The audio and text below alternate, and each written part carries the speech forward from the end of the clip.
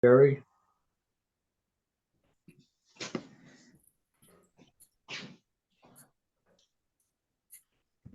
You don't have an open mouth, right? No.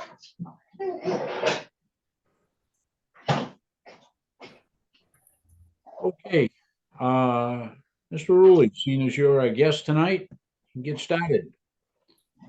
But you have to open your meeting and have a quorum and do a roll call. A quorum. Well, it's all recorded. We usually don't read a roll call. All my members are here. Okay. Good evening, everyone. My name is Bob Rulli. I'm the Director of the Office of Community and Economic Development. Some of you may have heard of me, some of you may not. Had an opportunity to listen in on your last meeting. I don't know if David was complimenting me on being a salesman or being sarcastic, but probably is a little bit part of my job. So has everyone at least heard of Vision to Reality? Yep. You're not supposed to be in there. I would take that as a yes. Yep.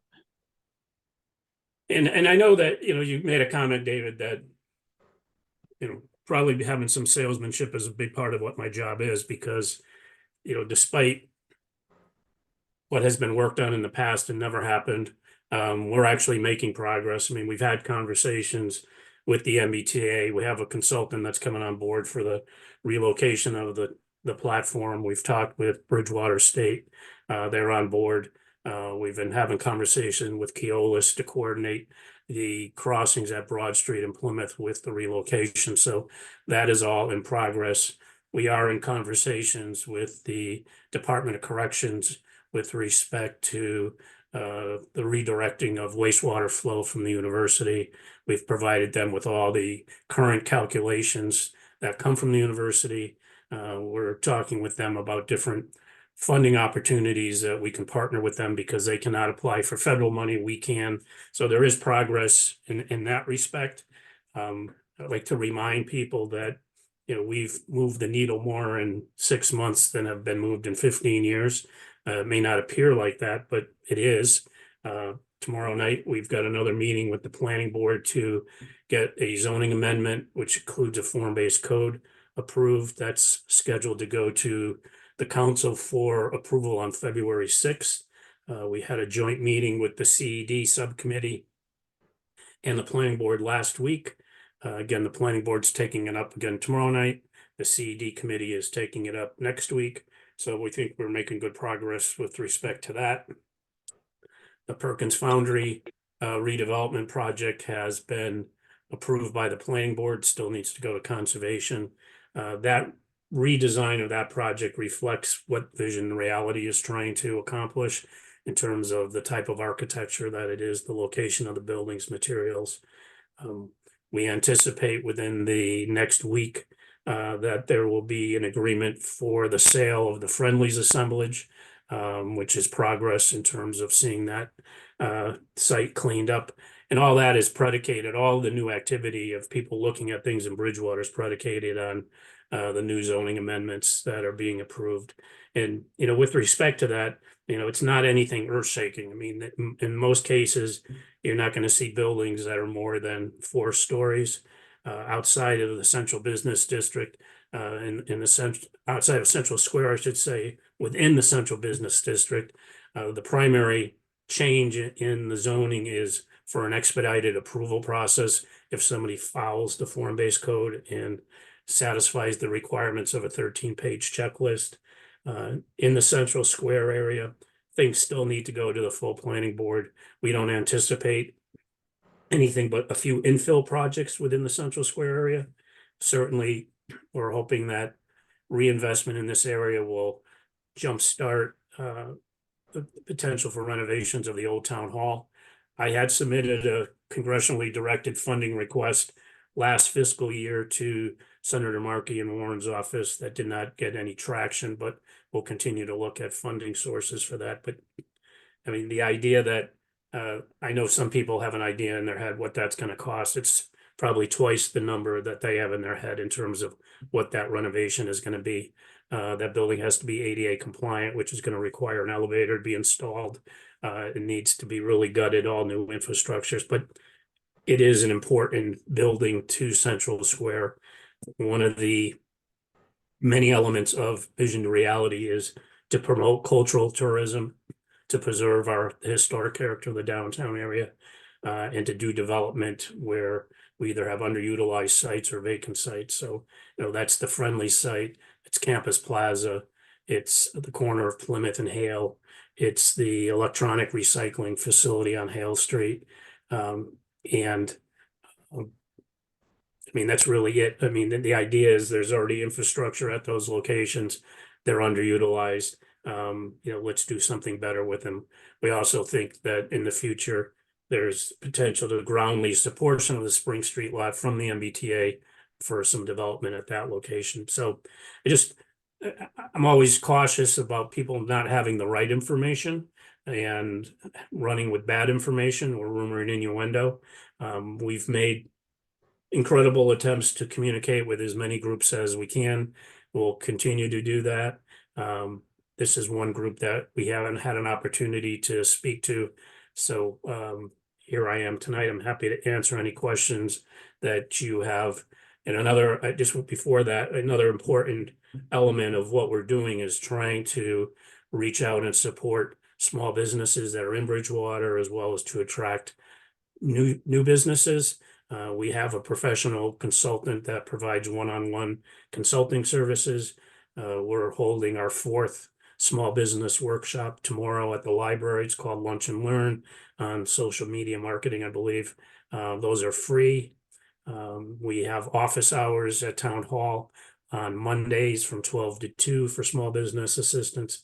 So again, it may not appear that things are going forward, but there's quite a bit that is in fact happening. And all the elements that we are addressing as part of Vision to Reality are all elements that were included in the 2022 Comprehensive Master Plan that the town adopted. So this is not my plan. It's not my vision to reality. Actually, the comprehensive plan starts off with comments about the community's vision. So all we're trying to do is bring reality to the vision. And I think we've been pretty successful with that to date, but we're not done. These are usually 10-year plans. We're trying to do a 10-year plan in 5 years. So I don't want to take up a lot of your time. I'm happy to answer any questions you have or listen to any comments you have and suggestions. And I appreciate you all giving me an opportunity to share with you. I thank you for coming tonight. I'd like to go back to your opening comment, sarcasm, compliment. I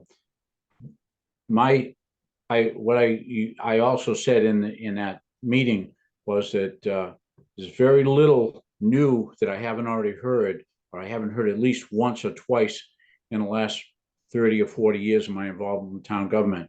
So to refer to you as a salesman, my opinion, you're gonna have to be one hell of a salesman, because anytime somebody has come up with similar ideas, it's all come to a brick wall when it comes to dealing with so many individual property owners. And that's where it's been a problem. So if you can get them in line with your salesmanship, you got a great looking program out there. I think you've got a huge hurdle ahead of you in that, along with the traffic. We realize, we don't deal with traffic, but we realize that traffic has a significant impact on the preservation of the historic character of the Central Square area. And how are things? I keep hearing that the plan is suggestions are coming forward. How's that working out? I mean, again, if you've been hearing about something for 30 years and it hasn't happened, I would say you've probably been going about it the wrong way. I mean, I look at what we've accomplished in 6 months as being incredibly significant, and that the needle is really moving. So, we have environmental protection, we have Department of Corrections at the table, we have MBTA and Keolis at the table. That's never happened before. With respect to the realignment of Central Square, reducing it to one lane of traffic. We're interviewing consultants, but those things cost money. That's federal money that we're chasing. So, I mean, I think, again, in defense of my staff and the town administration, what we've done in 6 months, I think, is yeoman's work. The town has, for whatever reason, done numerous studies for the last 10 and 15 years and didn't act on any of them. We're actually implementing what was in the comprehensive master plan. So to look at what we've done in 6 months, and you're hearing the same thing because maybe you come to more meetings than other people, David, and that's appreciated. But we can't. I'm not Samantha. I can't wiggle my nose and make it happen. We're getting a zoning amendment change that's going to make us in compliance with MBTA communities in 6 months. Some communities takes them years. So I mean, we are actually moving lightning fast, if you can say that with respect to government. Government is about process. Oftentimes it's paralysis by analysis. We've got our foot on the pedal and got it right down to the floorboards. I mean, we're in government speak, we're moving really quick. So you are going to hear a lot of the same things because that's all. I mean, again, we're giving updates, we're making progress. There are people that don't want to see any change, and we understand that, but we do need to expand the tax base. We do need to make almost $100 million in investment in infrastructure, water and sewer, whether we do any new development or not. And that's got to come, that money has to come from somewhere. Traffic is bad now. Old County Planning Commission just finished the Route 18 corridor study from East Bridgewater to the Rotary in Middleborough. In the downtown area, with the exception of one intersection, every one of them is an F. So we know that there are improvements that we can make. New development doesn't necessarily mean it's a bad thing for traffic. If we're able to get more people to use commuter rail, that reduces the amount of traffic. But the traffic that you see primarily in Bridgewater now are not people that live in Bridgewater. They're people that are cutting through Bridgewater. We don't have any real destinations downtown in terms of restaurants or quality retail. We want to make sure that we can create some of that. There's a lot of revenue that leaks out of this community just because there's nothing downtown. Bridgewater has the highest area median income of any community in the Metro South area right now. Easton used to have the highest. Bridgewater's is higher than that right now, but we're losing that spending power that those individuals have. They're going to other places. So we want to make sure that we have an opportunity to capture some of that. Whether people want to admit it or not, there is a housing crisis in Massachusetts, and there's a housing crisis in Bridgewater. There are lack of opportunities for young professionals to find quality housing that they can afford in Bridgewater. There are many members of the community that are 55 and older that would like to stay in the community, but don't have a place to downsize to. Them being able to stay in the community and go into either a condo or an apartment frees up a single family home for a family. So, I mean, I think that, again, I'm proud of what we've accomplished. I think that it's an opportunity for the town to distinguish itself, that it can get things done. But unfortunately, it is government. It takes time to go through the various boards and commissions. It's important that you, as members of the community, know what it is we're doing. And if you have questions about what we're doing, that we answer those. As I said, there's a lot of rumor and innuendo out there, particularly with respect to housing, that's not healthy. It's not healthy for anybody, and it's not healthy for us trying to move this initiative forward if that causes anxiety unnecessarily with people that need to make decisions. One of the concerns we've had is we've seen in the past historic preservation in the center of town, doing things that enhance the historic nature of the center of town have all taken money, and it's only happened where there has been money available. We're concerned that by decreasing the number of parking spaces around the common for the merchants and so forth, is going to be a negative impact on the businesses. and therefore limiting the amount of money for preservation. Now, I know I brought it up with some of your folks at the meeting over at the elementary school um, about the possibility of making the parking at the rear of the buildings all around the common more accessible by eliminating barriers. Has any more thought been given into that? Yep, I mean, and parking is an issue. It always comes up, and my answer always is we don't have a parking problem. We have a parking management problem for just the reason that you just said, David, because we have no parking strategies. We have no shared parking. We had at the workshop an overhead of the Central Square area. It was a contest that people could guess how many parking spaces were available in the Central Square area. There's over 700. Now, some of those are private, some of those are on street, some of those are in the town's lot, some are churches, you know, but the idea is that none of them are always full. So we're addressing parking as part of the zoning amendment. Shared parking strategies is something that we've talked about and we're going to continue to talk about. Honestly, if I was here when Walgreens and CVS were approved, or Cumberland's, I would not have approved those without some conversation about shared parking. So that's one way to address that.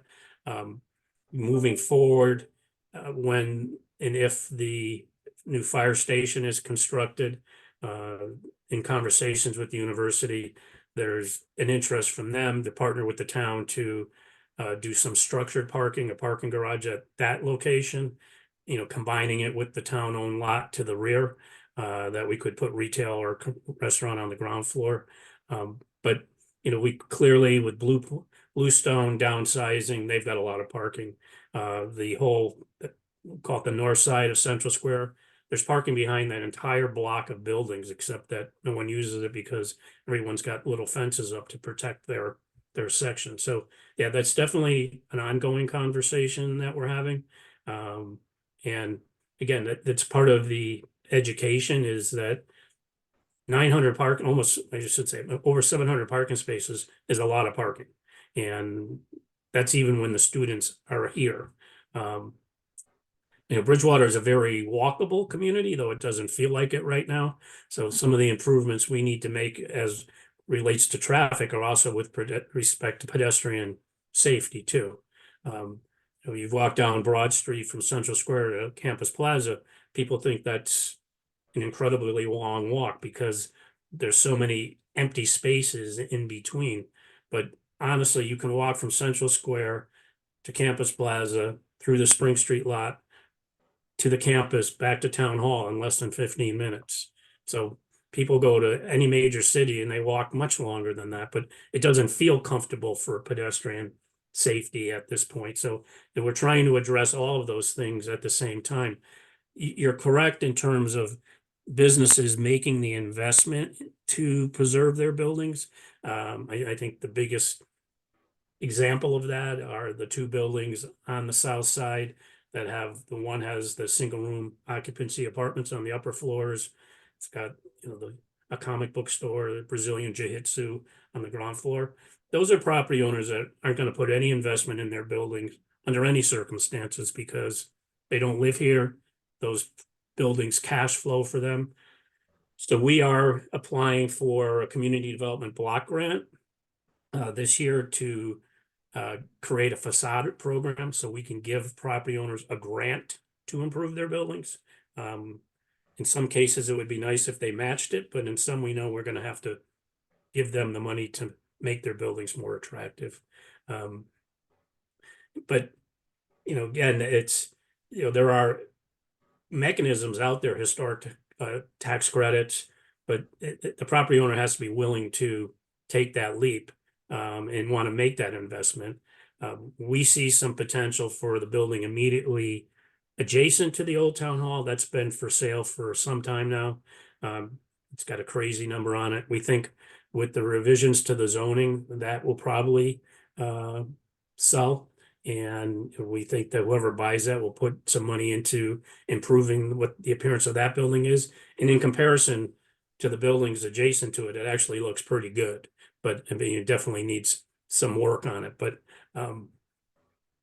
yeah, I mean, again, I think one of the strengths that Bridgewater has is in what we're trying to create through the vision of reality is, kind of creating that two experiences, the historic downtown where we have some really good fabric and good character, and then taking something like Campus Plaza and Perkins Foundry and creating something that doesn't look super contemporary, has some character to it, but that people could come to Bridgewater and experience both in the same day and be able to walk. And maybe they would take the train to get here, but getting the students to park back on the other side of campus and freeing up the Spring Street lot will create some other opportunities for us too. And, right now, I think people would look at you like you had four eyes if you said, park at Spring Street lot and walk to downtown, because there's nothing in between. So if we can start to see some development along Broad Street, which we anticipate seeing, then it's going to feel more comfortable for people to want to walk. There'll be shops, there'll be restaurants, there'll be some housing. So, I mean, again, all of those things are in process right now. I have conversations with developers every day, with property owners every day. I think most property owners now see the benefit of what the zone change is going to mean for them, whether that means they sell their property or they feel like they can develop it and do something more than they could previously. So, I mean, to your point, David, I mean, we're only, we really see the development opportunity for less than 10 properties, and 5 of those are where we see significant room for improvement. One is owned by the university, one is owned by MBTA, one is owned by Federal Realty, who we've been talking to since I started last January. As I said, the foundry is going forward. The Pascal assemblage looks like something is going to happen by somebody else, and we're very encouraged by that. So, Well, thank you. I'll open up to the other members. Are there any comments or questions for Mr. Rulli? Hi, I had one question. Have you done anything like this before in another town that I could use as like a reference to see how it worked? yeah, I mean, the first place I did this was in Arlington, Virginia, along an area of Arlington called Columbia Pike.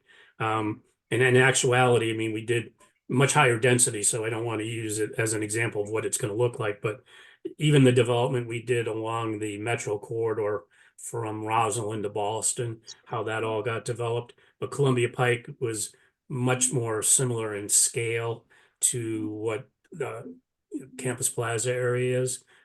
Before I came here, I was in Warren, Rhode Island, and I mean, if you've seen the transformation in Warren of Water Street and Main Street, it's become a destination for foodies and artists. So yeah, I mean, it can be done. I think that's, I didn't come looking for this job. Bridgewater came looking for me. So, I mean, I think I have some understanding of how this works, but again, and a large part of what I have to do is education. And I don't mean that in a disparaging way, because oftentimes communities or municipal leaders don't want to talk about the economics of development, but you have to. As an example, the Perkins Foundry project was before the town for 3 years. When I got here, I was very honest that I didn't like the design and couldn't support it. We got them to redesign it. But in that 3 years, the increase in interest rates on that project, which is about a $48 million project, that's going to cost the developer an additional $1 million a year in financing, just because of interest rates going from less than 3% to over 7%. But also the environment of people that are willing to lend right now has shrunk considerably. So it's very challenging for the development community to get deals financed now. It's requiring that many times developers put in more of their own money than they typically would. So it's a very competitive environment right now. But at the same time, the zoning amendments that we're putting forward are kind of beneficial to the development community, because we're telling them they're not going to be 3 years before planning board. or a zoning board or a town council. It happens that, Thank you. we'll be discussing Perkins Foundry a little bit later and under a demolition delay. I'm familiar with the property because I both work there and I've known the Perkins family for many years. So I'm very familiar with all the buildings. So we're looking forward to improvements down there. And I think it can be a very beautiful project along the banks of the river, the town river that goes through there.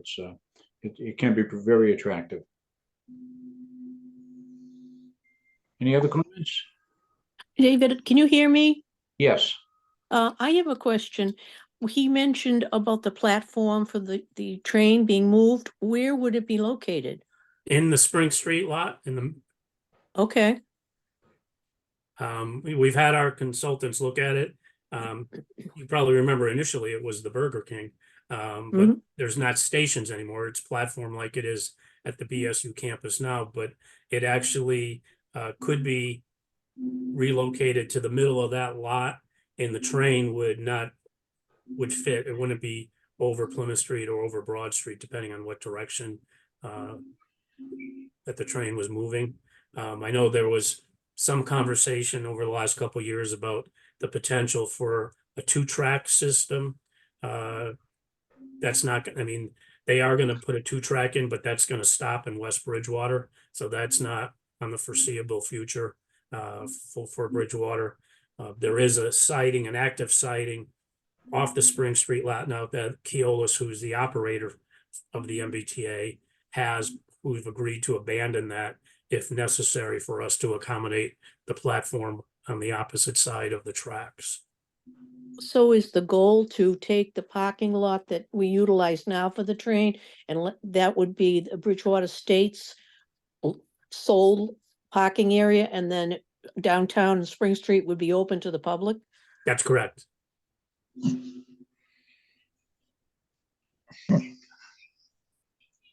It's interesting that you considering the Spring Street lot again, because I was a zoning officer back in the early 90s, and I worked closely with the committees, and they were searching for locations. We looked at the Ironworks site up in the north end of town, Burger King, the Spring Street lot, which was an old factory site at the time with a lot of contamination on it.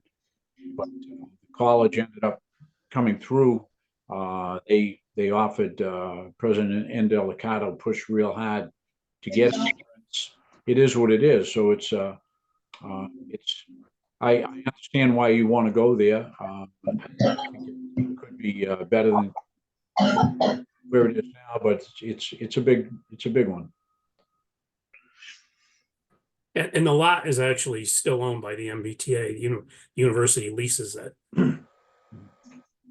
I have a question about the Spring Street lot. How many spots are there? Oof. I would say over 1,000. Okay, so it's actually bigger than the current MBTA lot. Yes, Really? yes. I mean, and we've already, the ridership right now, because of that lot, I mean, the ridership in either direction right now is less than 100 a day. And what happens is, people think there's a parking problem there because the students take the parking because it's closer for them to walk onto the campus. And there really hasn't been any active enforcement of that parking. At the end of last year, we had a couple of days where it became a problem, but we think that there's more people would take the train if it was more accessible. The train also needs to run on schedule too sometimes.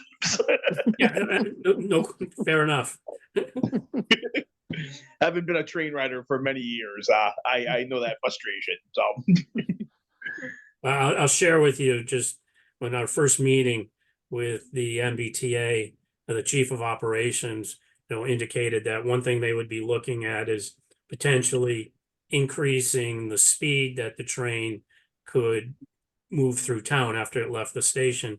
And I said, well, what kind of difference does that make? He said, well, it makes a difference of 1 to 2 minutes. And I said, well, that's assuming you're on time to begin with. exactly. Yes.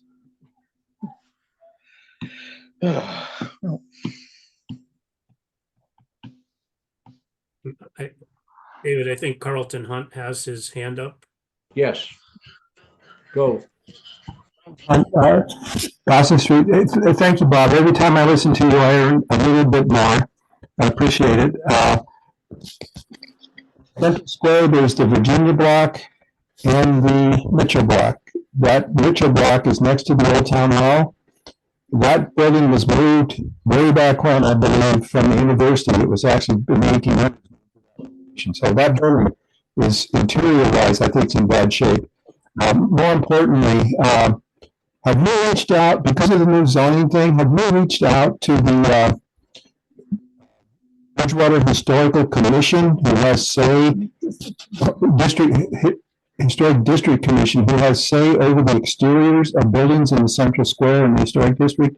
I think it would be really important for you to, in fact, reach out to them and have a similar conversation.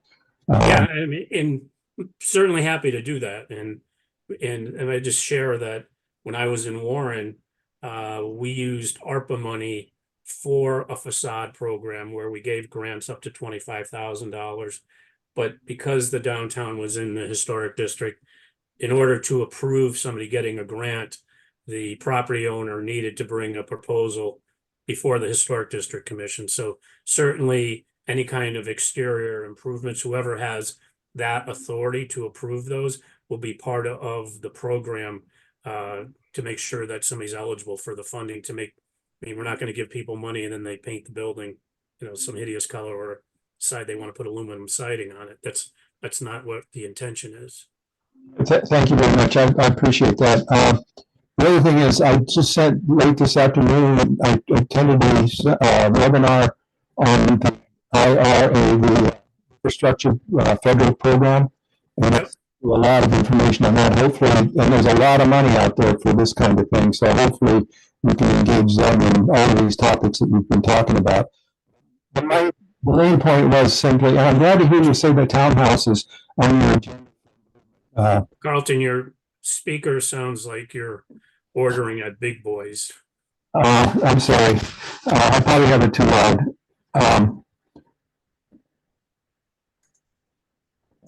Is that better? Now I'm not echoing so badly? It's more staticky than echoing, but it's slightly better, yes.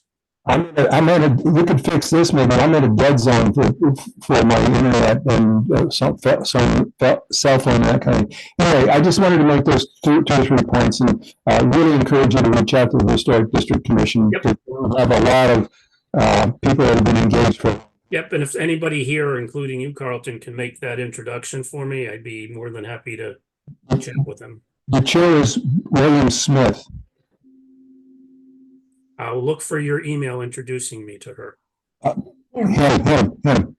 My bad. Thank you.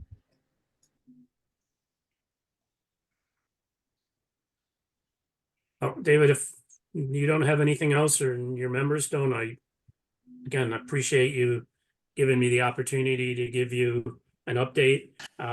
If you haven't already, I'll just give you a website, Bridgewater, Mass, visiontoreality.com. I saved you the pain of a PowerPoint tonight because everyone we've ever done is up there on that website. Yeah. We've got a YouTube page. I encourage you to, we do a bi-weekly newsletter to keep people up to date on what's going on.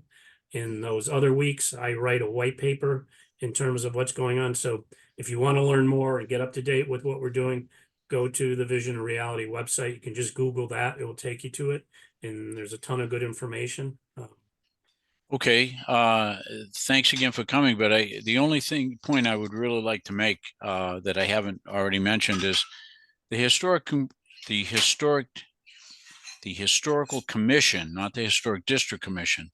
I'm sure they have a similar feeling, but we feel as though in different projects with town buildings and so forth in the past, we've had to make a tremendous effort to be able to just sit at the table and offer comments and to, we're not about to stop anything. We would just like to be able to have some input. This happened with the Memorial Building. It happened with the Academy Building. And it's been happening with the townhouse too. So we just like to be able to be part of it. That's all. Sure, and I mean, I think that what we're trying to do is be inclusive as possible. I'm here tonight, but I mean, all of you can reach out to me as you need be, and I mean, I think it's important that you are at the table, particularly when we're talking about the Central Square area and what might happen there. Okay, I have no other questions for you this evening. Everybody else all set on the committee? Good. Yes, Okay, Thanks, everyone. Have a great night. thank thanks for you. coming, Bob. Thank Yep. you. Okay, now, the other big one is the Perkins Foundry. I was down there talking with David Perkins today. They feel as though, he feels as though they will be around still in production by the end of the year. Because I have a group of people coming down for the Society for Industrial Archaeology in April, and I just wanted to make sure that they were still going to be open, because I had heard that they were approved by the planning board. And conservation could be a big one. I don't know how active the Conservation Commission is right now in protecting the river and so forth, but we have, they have reached out to us to under historic preservation, and they want to know, should we, do we have any concerns? Well, I've mixed emotions on that, but I think because it is the oldest business in town, the oldest family-run business in town on anywhere. I mean, they go back into the, 1848 is what they say on the sign, but the family goes back to 1695. But anyways, I feel as though we have to hold a public hearing on the demolition delay bylaw. I don't feel as though there is anything down there, my personal opinion, that could be preserved. I've worked on many of those buildings, worked in them, worked on them. They're pretty well chopped up. They could have been really beautiful if they were more in their original condition. The main foundry building itself was built by returning veterans from the Civil War, and it could be a very beautiful building, but it's had whole sections of the walls removed over the years, and it's a mess. And on top of that, they've had many fires down there, and quite a bit of the heavy timber is very, very charred. But anyways, I would like to have Josh schedule a hearing under demolition delay, and in the 2 weeks preceding that, I would like to make arrangements with all of you or most of you to take you down to the foundry and walk around. I know that Sherry and I are the only retired people, Carlton, but I know Matt and Jeff, you're both working full time, so it'll be difficult for you to come down. They're still pouring iron on usually Tuesday, Wednesday, Thursday, or Wednesday, Thursday, Friday. I think it's a tremendous thing to see. And it's nothing that we can preserve, but as members of the commission, if you would like to see it, I'd be more than happy to make arrangements with the Perkins brothers for you to be able to see that. And in the same time, we can walk around a little bit and see the condition of the buildings, the old buildings and new buildings and so forth, and talk about what we would like to see down there for historic preservation, preservation of the. I don't think there's anything in the foundry we can preserve, but I would like to see some kind of a plaque, a monument, or something significant to the Perkins industry in town over the last 300 years incorporated into this development. I made that clear to David Perkins today. He said he was going to discuss it further with the family. You have the three brothers that run the foundry right now, but there are a couple other family members that sit together to make all the decisions. So, any comments on that? Colin? Oh, Sherry, ladies Where first. thank you, where it's an iron work Wouldn't it be nice to have an ironworks, unlike the one that's a shoe uptown, but something that would blend with the environment instead of a plaque? Yes, the shoe is impressive, but a flying shoe with wings with no plaque, to talk about the merits of, William McElwain. They say they're gonna put one together, to commemorate it and everything, but right now,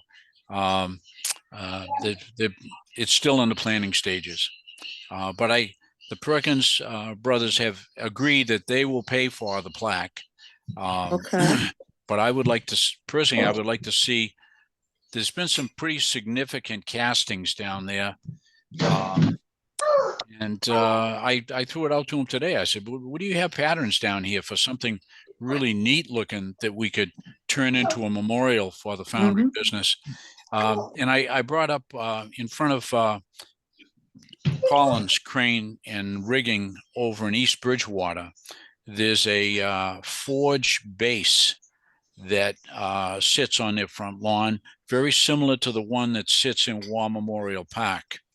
It's a big cast iron block, that was part of a forge, where they pounded pieces of iron out. But so I'm wide open to suggestions. Let's go down and look at it, think about it. We can discuss it more when we have, the demolition delay hearing, and hopefully we can keep them moving forward and get something meaningful out of it for the town under the demolition delay bylaw. I would just like to have, hi Marilee, something a little more tasteful than the flying shoe. Yeah. Yes. Yeah, Mr. McElwain he probably's been doing cartwheels in his grave with the flying shoe. I mean, okay. Marilee, go ahead. Good evening. Okay, I just wanted to suggest when you do your tour, why don't you give a call over to BTV, to John Locke, and ask if they will come and videotape their tour of the building, and that way you can show it to the other members, and maybe even put it up on YouTube, BTV thing. I don't know if Perkins likes that or not, but I remember we did that years ago at the McAllen School, way before the new project happened there, just as it was being abandoned. Excuse me, being abandoned. We took BTV over and we videotaped even when the mayor was still in downstairs and all that sort of thing. So we got a record of it. Well, I'm open to all suggestions. Marilee, I'm going to talk to you tomorrow because I heard very little of what you said. So, The volume, very garbled. It's just not clear, but we're wide open. okay, I'll write to you. Okay, To, okay. But thank you for coming tonight. okay. And we'd like to follow up on that. Jeff, any ideas? I mean, obviously you work full time during the day. You don't have any time off during the week, right? I can probably make time, so go ahead and set it up. And I'll do my best. It would be midweek. How about you, Matt? I know Yeah, you had a yeah. pretty tough schedule. Yeah, I can find time. Okay, I'll get a couple times. I'll throw them out to you, see what works. And they're pretty flexible down there. I know them all very well. I'm very familiar with the plant. I'm going to be bringing 30 or 40 people through there in April. So it'd be nice, a small group, so you can see the process. It's been going on in Bridgewater for 300 years and is about to end. So it's pretty impressive. Plus, I mean, I don't think, have any of us ever been into that property by the riverfront? I haven't. Nope. No, it's So- it's pretty much open. They've cleared the lot right up to the river. I mean, it's something that's happened over the last 150 years, long before the Conservation Commission had control over 100 feet from the riverbank. And so there's a lot of fill down there, but they have found that the property is very clean. because we found this up at the ironworks when we took that property from Bridgewater Foundry. The materials used in processing iron are not they're not bad things. You don't have a lot of oils or chemicals or whatever. But we can talk about that more when we're down at the foundry. So we should be able to walk pretty close to the riverbank and see quite a bit of it. And some of the paperwork that I sent you shows a sewer easement going through the site also.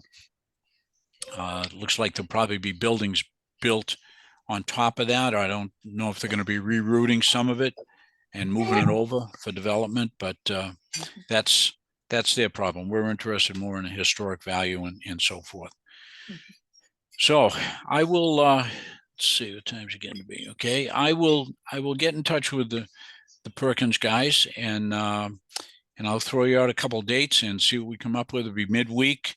Usually they're pouring just before lunch, 10:30, 11 o'clock, and they're usually done pouring by 1. But once you've seen it for about 15 minutes, you've seen enough.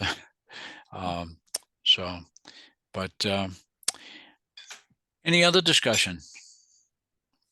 Any other issues? Oh, our letter that had gone in May, I talked to Josh about it at the beginning of the meeting, and he said that they're still working on it. So I did get an email back from the town manager just after my last appearance there, and they said they were going to have the town attorney check to make sure that there was no conflicts with that regulation or with anything that was already in existence and what we were asking. So it isn't a dead issue. It's just a real slow mover. So, and also some other good news, or some good news, they have hired an archivist at the library. I don't know much about her other than what Jed told me. She's coming out of the Woods Hole Oceanographic Institute library. Wow. And, she seems to be very well qualified. She knows her stuff, and he's really looking forward to working with her. So we should be hearing some things in the near future from the library. So next time you're in the library, stop in and say hi to her. Yeah. I don't know exactly when she's starting. Carlton, have you heard yet? I have not heard. I've just heard what you just heard, that they have hired an archivist, and hopefully they can get some things moving forward soon. Thank you. Yeah. Yeah. Thanks. Just an email on what you talked about. Okay. Any other questions for tonight? I had one. What you got? Go ahead, Jeff. Thanks. Just wanted to confirm that our meetings are public, so I can post the link on the Facebook group. Yes, absolutely. Okay. Sweet, thanks. Okay. I was gonna Matt? say, if we could get the archivist to come on and introduce herself and her qualifications for whenever, then by the next meeting, Sure. see if we can arrange that. Yeah. So, I will reach out to her and see if we can arrange that. okay. Have her come down for about 10, 15 minutes and spend some time with us and Yeah, just let her know our concerns. Mhm. sounds Okay. good. All right. If there's nothing further to come before the committee, the commission, we'll call it an evening, and I'll be in touch with you within the next 2 weeks. Sounds good. Okay. Thank you, everyone. All right. Thanks for coming. Thank you. Good Good night. night. Everybody have a good night. Keep the parade